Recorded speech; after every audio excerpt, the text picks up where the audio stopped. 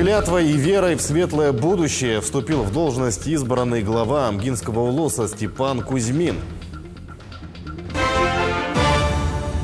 Вступил в должность избранный глава Амгинского УЛОСа Степан Кузьмин. Напомним, по итогам досрочных выборов он набрал 71% голосов избирателей и уверенно одержал победу.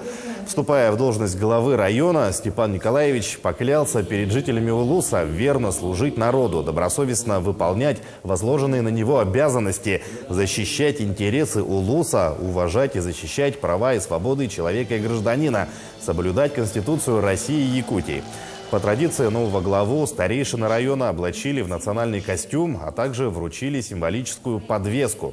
В торжественный день Степану Кузьмину пожелали плодотворной работы члены правительства и депутаты Госсобрания Илтумен.